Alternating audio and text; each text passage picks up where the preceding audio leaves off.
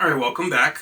So in this video, we're now going to talk about a new transcendental mental ability that you have, which basically formulates, in my opinion, it basically formulates the fundamental basis or framework upon which all supernatural phenomenon are based, right? So this transcendental mental ability is basically at its core, right? In other words, as far as I can tell, almost every supernatural ability that you could think of in some way, shape, or form is a consequence of this transcendental mental ability. Now, just to go into it, in pretty much all of book one, right, we've been talking about how your subconscious has two commanders. So it's commanded by the conscious mind, or the negative mind, and the body. Well, now, it's time to basically come clean, right, and kind of give you a more accurate and broader picture of what's going on. Same thing that I did in chapter 5, when it came to giving you a broader view of the negative mind and the positive mind. And we also did in chapter 13, when I gave you the broader view of how the subconscious functions when we looked into subconscious paths. So we're kind of going to do the same thing here when it comes to your commanders. Now, although it is correct that the primary commanders of the subconscious mind are the body and the conscious mind, those actually aren't the only things that can influence your subconscious. Your subconscious can also be influenced by external factors. So external factors, it's not exactly the same as giving your subconscious a command, although it can kind of look like that depending on certain conditions. However, other factors can cause your subconscious instinct to do different things, just like your conscious mind can quantize your instinct, or your body can command your instinct to do different things. Right? To go over this first point, the subconscious can be influenced by sources beyond the body and mind, which I just said. And to go over this next point, the subconscious also has a very weak connection to the rest of reality. And then to go over this point, this weak connection functions in a similar manner to gravity. So basically, to break that down, when I was coming up with these ideas, right, and I was trying to analyze, like I said before, I wrote the rest of the book. So this was our first version of the book, which I finished writing years ago. In the rest of the book, I talked about God, prayer, psychic abilities. I didn't have the topic of metaphysics yet, which is chapter 9 and 10 of this book, of book 2. However, when I was explaining those things, I could explain them in terms of the subconscious, but there were still, I felt some holes in it, right? Not huge holes, but holes in a sense. And it wasn't until I came up with this idea that I felt like I think I said in the last video, that I felt like I could really, you know what I mean? Everything kind of worked, right? And what I really came to the conclusion of is that the subconscious is essentially connected, right? So that's what I was talking about last video. You hear this concept of being one with the universe, or being one with all, which, I'll explain that more in a moment. But I think that's what that's really alluding to. It's alluding to two different things. One is God, right? So God is all things, and God is connected to all. But metaphysically, it's a bit more complex than that. And so what it's alluding to also is this next property, which is the fact that your subconscious is actually connected to all of reality, right? So it's connected to, to cars here, it's connected to other people, it's connected to animals, it's connected to land, it's connected to moons and stars across the universe. So it's actually connected to everything, right? So it's basically, you can almost say it's, and I think it would actually go a little further than this, but you can basically say the subconscious, in a sense, right, is connected or embedded in space-time itself. So space-time is everywhere, right, across the universe. Now, while it's now, what does it mean to be connected to everything, right? So I can use the term itself, and colloquially, you might be able to kind of make sense of it. What precisely does it mean? Well, in the simplest sense, what it means is that everything in the universe has the ability to essentially influence your subconscious to some degree, and your subconscious has the ability to influence it, which I think I mentioned somewhere toward the end here. But yeah, your subconscious also has the ability to influence something externally from you. Now, this connection, however, now, first of all, if we assume that connection is true, it doesn't feel like it, right? So it doesn't seem like there's all these people and all these planets and stars and whatever that's affecting my subconscious, right? For the most part. So if you've been doing all the exercises we talked about in book 1, you would get the sense that it's really exactly what was said in book 1. That's just your conscious mind and your body that's mostly commanding it. You can pretty much model almost everything your subconscious does, right, outside of, by just focusing on what your positive mind does in your body. Well, there are conditions where that's not exactly true. We just haven't discussed them. That's why the first book 1 was considered secular topics, because those were examples of subconscious behaviors or subconscious activity that you can really observe every day, right? Now, when you dream, for example, you can't really explain everything that goes on there in terms of what your mind and body are doing, right? That's because dreams are an example where transcendental connection is very, very important. We're going to talk more about dreams in chapter 10, right? Because dreams are very spiritual and metaphysical phenomena. But that's just an example. There are other cases where you can't fully explain what the subconscious is doing just by the body and the conscious mind alone, right? So, in other words, in those circumstances, it is this guy that's causing, that is where that extra sort of bit of information is coming from. And sometimes this happens in science, right? Where you try to explain something going on in science, and you got most of the answer, but you just don't quite have it all, right? Something's missing. And usually, when they perform certain experiments, they'll discover like this missing link, the thing that's not maybe not of huge consequence, but of consequence enough, right, to show up, to be necessary to fully explain some phenomenon in an experiment. And I'm sure, I can't think of an example now, but I'm sure it occurs in quantum mechanics in some degree with the 4. I believe there's 4 quantum numbers. I forgot what they are. It's principal, number, angular momentum. I think there's a spin state. And what's the other one? I forgot it. But believe there's 4 quantum numbers, but you need 4 quantum numbers to basically describe a quantum state. If you don't have all of them, hold on. I know I could. I can't believe I forgot the 4th one.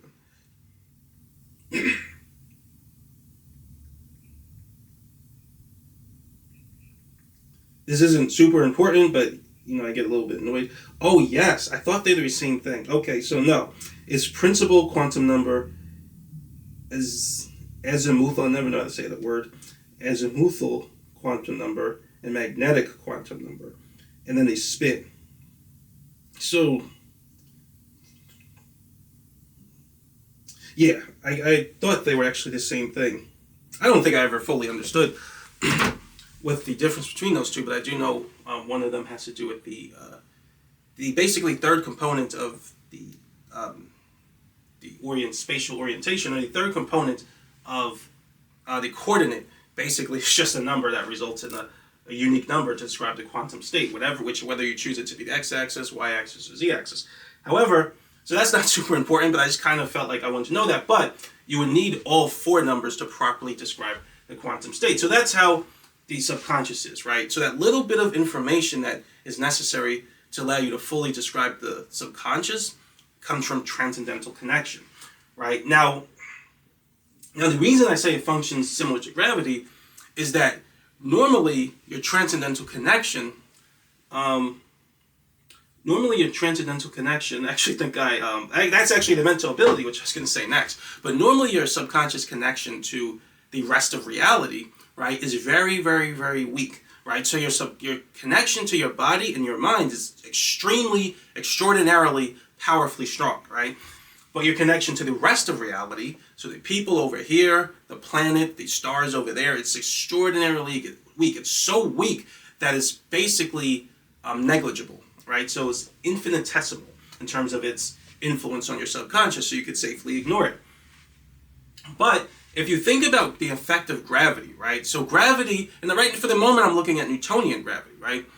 So Newtonian gravity basically says that the 2 objects there's an attractive force between any two objects, which decreases according to the square of the radius, right? And the more massive each object is, the stronger the force of attraction. Now, if you look at Newtonian, the equation for gravity in Newtonian physics, there's actually no lower limit for that number. And what I mean by that is it doesn't say, well, if it's this low, then it's zero, right? It's actually not. That doesn't happen. So in other words, I can take the mass of a pebble, right, on the ground and multiply it by the mass of Pluto, right? And then divide it by the radius, so the distance between that mass and Pluto, which is huge, and that's going to be an extraordinarily tiny number. Now, for the most part, that number is so small, it's far beyond anything an instrument that we have can detect, but we would just approximate it to be zero, right, because it's so small. But according to Newtonian physics, it's actually not zero. It just is that very tiny number. So that pebble actually is attracting, it's pulling Pluto toward it, right? And Pluto is pulling that pebble toward it. But that technically, Pluto is experiencing an attractive force to move this, or whatever direction it is from planet Earth, but it's experiencing a force to move toward planet Earth according to the impact of that singular pebble. Of course, you would have to, if you were going to analyze it using that equation, you would have to do it in terms of superposition. However, just looking solely at the pebble, you could say that that pebble is pulling Pluto toward it at a very, very, very, very, very, very, very tiny level of strength. And so, and the reason I say that is to say that even though it's non-zero, it's so tiny that we normally approximate it to be zero. That's how your subconscious works. So your subconscious is connected to the rest of reality, and all of reality is technically influencing your subconscious. However, the effect is so weak, right, that you could safely ignore it. Now, just to go over this point, the ability for your subconscious to increase the connection to some external aspect of reality is called transcendental connection. So that's actually the next transcendental mental ability that I wanted to talk about, right? So in other words, what I actually meant to say was that you have the ability to increase your connection to different aspects of reality, right? So it's not always going to be at that tiny little weak value, right? If you do certain things with your intention, right, then your subconscious can increase its connection, and it starts to connect to different parts of reality more and more and more and more, right? And that's called transcendental connection. And that, like I said, this transcendental mental ability forms the basis of all supernatural phenomena, right? So everything you kind of see that's supernatural, whether we're talking about psychic abilities, chi energy, spiritual encounters, all of them are the results of this connection characteristic of your subconscious. Now let's go here more. Yes. So what does it actually mean to increase your connection towards something, right? Well, to go over this point, the more connected the subconscious is to some external source, the more it mimics the nature of that source. So in other words, external connection almost acts a little bit like a suggestion, right? So if I connect, let's say there's a person who has a very negative or mean personality. If I were to transcendentally connect my subconscious to that person's activities and that person's character and personality, it's going to be it's going to act as a suggestion to my subconscious instincts, where now it's going to start to have a higher affinity for being a mean person and acting negatively and things like that. So the subconscious will mimic the nature of what it connects to. Now we're going to talk about we're not going to talk about in this chapter, we're going to talk about that, what happens when you connect to certain sources, and we're going to talk about it in different cases, right, throughout the rest of the book.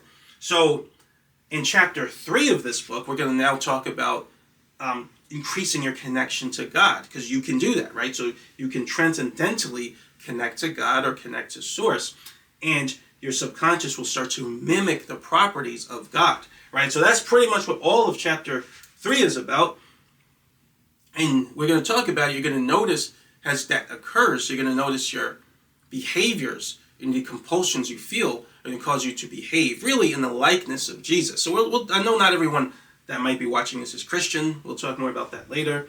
But you're going to behave in the likeness of Jesus Christ and his character when you do that. One other example, which I forgot to say, which is not, maybe I've kind of already went past it, but I'll just say it now. So when you're watching TV, right? So I think I talked about it before, but I'll say it again in book 1. But when you're watching, there's been times when I've been watching TV, right? And I'll just start dreaming about something that was on the news or that they're saying in the broadcast. Then I'll wake up and I'll hear the TV on and I'll get the sense, obviously wasn't aware it was on the TV when I was dreaming, but I'll get the sense that what I was dreaming was based on what they were talking about on the TV. So that's a suggestion, right? That what I was sensing physically through my ears acts as a suggestion to my subconscious. Same thing happens when you're listening to some type of self-hypnosis audio when you're going to sleep. That audio acts as a suggestion to your subconscious while you're sleeping. So your instinct your body has a signal, audio signal goes into your ears, your body translates it, it goes into your brain, translates it to a signal that goes to your brain relays that to consciousness, and even though you're dreaming, right, it still relays it to consciousness a little bit. Your brain just kind of cuts off the, I would probably say the intensity or the power level of that signal, but it's still there a little bit. And so the degree to which it's there a little bit impacts your subconscious mind. So that acts as a suggestion to your subconscious instinct while you're dreaming. And so the same thing happens when you increase your connection to certain things, right? Though the nature of those things, it has the ability to it influences your subconscious in a similar manner where it's like a suggestion to your subconscious instinct. But overall, your subconscious instinct will simply mimic what you're connected to. So like I said, we're going to talk about different circumstances of what happens when you connect to this type of thing and this type of thing and this type of thing. And like I said, it really forms the basis of everything we're going to talk about in this book. And the last thing I want to talk about is basically I want to talk about how transcendental connection occurs, right? How it works. Because all of the transcendental mental abilities we discussed so far, like we said, occurs on a level of instinct, right? When you charge your subconscious in any specific way, then all of your transcendental mental abilities are expressed, right? Now, is that the same for transcendental connection? Does it follow the same 3 properties of transcendental mental abilities we talked about in chapter 1? Well, that's a question I've kind of wondered about. It in a way, yes, but also in a way, no. For me, when I've connected to different things, I get the sense that this is it's almost more of a metaphysical truth in a way. In other words, sometimes I feel like it's not really the fact that my subconscious is doing anything specific to connect to something, right? It's not doing it in the same way it does it when it comes to an emotion or creativity or belief, right? It's simply a fact of the subconscious mind. And when it occurs, right, is simply when you're focusing on something for a prolonged period of time. So the longer and longer a time you spend focusing on this external thing, the more your subconscious connects. It doesn't seem to exactly be a transcendental mental ability so much as it is an innate quality of your subconscious mind. Right now, you may say your other transcendental mental abilities are also innate qualities. Yes, but they're still controlled to a certain degree by your instinct. This doesn't seem to be controlled in the same way your instinct controls your other transcendental mental abilities. It just happens, right? And there's really nothing you can do about it. Now, the natural question to say then is, if that's true, what determines, in a sense, when I'm connecting towards something? Because I could focus on Superman, right? So I could focus on something totally imaginary, and am I still connecting to it? Versus when I'm focusing on something real, like a person. If I focus on a person in real life, am I still connecting to that person, right? What does it mean? Well, I've thought about that. And all I can really say is that if I were to focus on Superman like crazy, I do feel like I'm connecting to something. I feel like I'm connecting to almost like an archetype of, and we talked about it before, the archetype or character, hero, right? And that hero has a specific, that's the organizational pattern. It can even get more specific in terms of its organizational pattern to be what we would call Superman. However, I believe there's some form of connection that still occurs there, but it's not largely consequential. What's more consequential is when you connect to an external source that is real, right? That's something that exists beyond your mind and beyond your body. And when it'll make a little more sense when we start talking about examples. But when you do that, your subconscious successfully connects. It's almost like a signal, right? It's like finding a signal, right? And when you found the signal, you lock onto it and you actually connect more and more to this external source. But we'll talk more about how that works. But ultimately, I still call it a transcendental mental ability because the same principles apply. So that connection can be charged. So the more you charge that connection, the more it increases your subconscious connection to this external source. And then as that charge discharges, the more your connection to this external source weakens. And frequency also plays a very important role. But frequency is not as important for the things we're going to talk about. Not in the way it was when we were talking about emotions and beliefs and things like that. Now we're going to talk about something else, which is going to be based on your connection to God, right? So we'll talk about that in chapter 3, though. Like I said, everything in the spirit realm is just really revolves around God. And yeah, I think that's it for this video. Yeah, that's the basics of transcendental connection. Like I said, we don't go into examples too much in this chapter. We're going to go into the examples in each chapter more and more on different ways and different what happens when you connect to different types of things. In the next video, we're going to talk about something that I call the superconscious, which is basically the fact that because all people on the planet are connected transcendentally, this actually forms a kind of subconscious world grid, right? Which is actually talked about a lot in near-death experiences. But yeah, I'll go into that more next video. But that's it for now, though. But thanks for watching, and I'll see you next video.